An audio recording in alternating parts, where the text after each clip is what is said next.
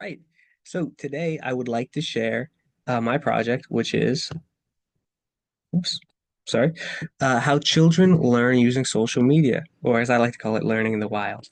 This is targeted specifically for grades 4 through 6, but it can be applied to all elementary and really upper elementary school students.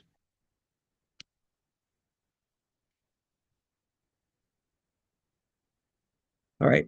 So my general idea is why this topic matters is that these students, specifically upper elementary students, grades 4 through 6, are immersed in digital environments where learning and play can intersect. Social media is becoming a space for informal learning to take place, especially through short videos, memes, and tutorials. These platforms can especially benefit English language learner students and students with disabilities by giving them a multi-module access to content. Teachers should recognize this and harness the opportunity to build equity, motivation, and participation in their classrooms. Some key concepts to remember during this are that participation culture involves students actively creating and sharing content, not just consuming it. One thing I like to think of when I think of actively creating content is something I use a lot, which is book creator. Uh, in Book Creator, students use the internet to not just read books, but also to make their own books and share their own stories and be their own writers. New literacies go beyond reading and writing and include digital storytelling, collaboration, and even evaluations. English language learner students and students with disabilities can benefit from the alternative expressions formats that are enabled by digital tools. Universal design for learning helps make sure content is accessible through multiple pathways. One big way to learn nowadays is YouTube. YouTube supports inquiry-based learning with content ranging from algebra walkthroughs to world history documentaries. A lot of students, especially older students like in high school, use this a lot, but younger students use it as well. Uh, a lot of teachers will also use YouTube, integrate YouTube videos into their lessons because they can explain things in a super engaging way. For my English language learner students, this is huge because you can use captions, use different playback speeds, and visuals to comprehend more complex ideas that might take longer than they would to understand in a regular classroom. Students can use YouTube to watch what they want that um, to build their own interest. And this can relate to school subjects by creating a bridge between what they learn at home on their own time and what they learn in school in their own curriculum. Math and science games can also be followed by YouTube tutorials to reinforce learning in real time. One that's very big nowadays, especially with younger students, is TikTok, which is a micro learning hub. TikTok creates short videos, usually between 15 and 60 seconds, but they can teach really quick lessons that have vocabulary involved, different formulas, and especially historical facts.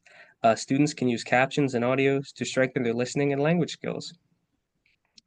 Assisting students in TikTok is a way for them to promote their own version of learning. This is another thing that students tend to be creating. So not only are they engaging with it by watching other people's, but they might be creating their own and learning through explaining what they know to others. This also really helps our neurodivergent students, especially those with ADHD, because they benefit from the shorter form of learning and the high engaged format, where the more you're interested, the more you're going to learn. Another one that's very common, especially with younger students, is Instagram and Snapchat. These are two other forms of social media that can really help kids learn because they allow, Instagram specifically allows students to make, to be photos, academic photo creators. They can create photo essays and digital portfolios. Snapchat is also very useful because it encourages storytelling through images, captions, filters, short video clips, but it is a very similar way of creating and telling stories that you can share with others. And it's a way of creating literacy through writing. Visual storytelling also builds narratives and helps people engage, especially going back to my learners who are more reluctant to write or maybe are not that proficient in English, but they can still learn through videos that are very engaging. These platforms turn writing into a social, creative activity. Digital fluency fuels academic curiosity. Students who are exposed to multimedia videos, especially at a younger age, can engage with things they are that affect them in the real world, such as climate change, elections, and technology. That's something more for older students, but younger students really can be interested in this as well and will bring this up in the classroom a lot, especially upper elementary school students. Um, and they also get to watch their peers and people a bit older than them explain real world events in a way that's simple for them to understand and that gets them interested in civics, but also makes them want to share their own ideas, which is great. Children bring these insights into the classroom and in conversations they have throughout their life. And it's really important to get these skills developed at a younger age. Uh, this also encourage this would also encourage students to learn independently. So take what they learn through the world, through their many experiences, and apply that to the classroom. So for ELL and special education support, these platforms allow students to access content via video, text, images, and through voices. Replayable lessons help processing delays or language comprehension. Slower learners can listen to something again and again and again, and this can really help them boost their learning.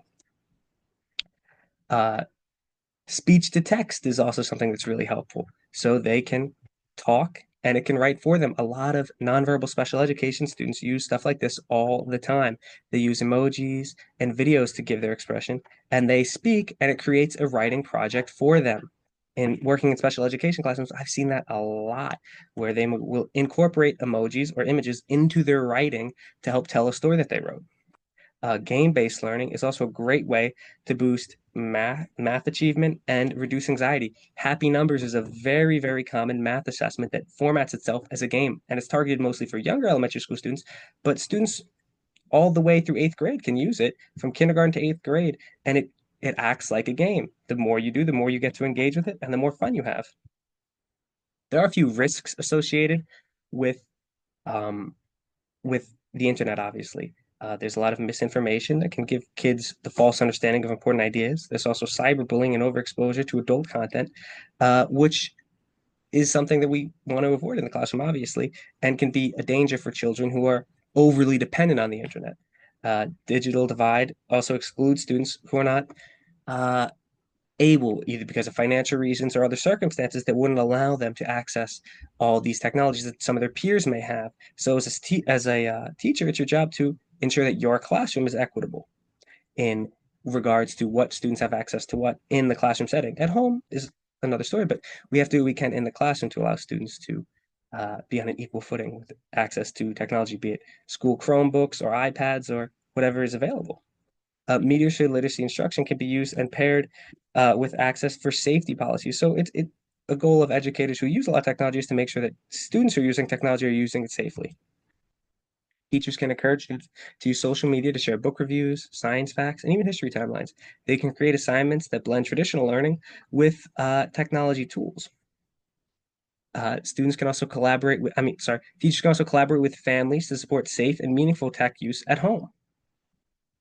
Some final things to remember are that social media is here to stay and it's already shaping how students learn. So it's up to teachers to try to incorporate that into their lessons. All right. Uh, with guidance, students can deepen their engagement and promote an inclusive education.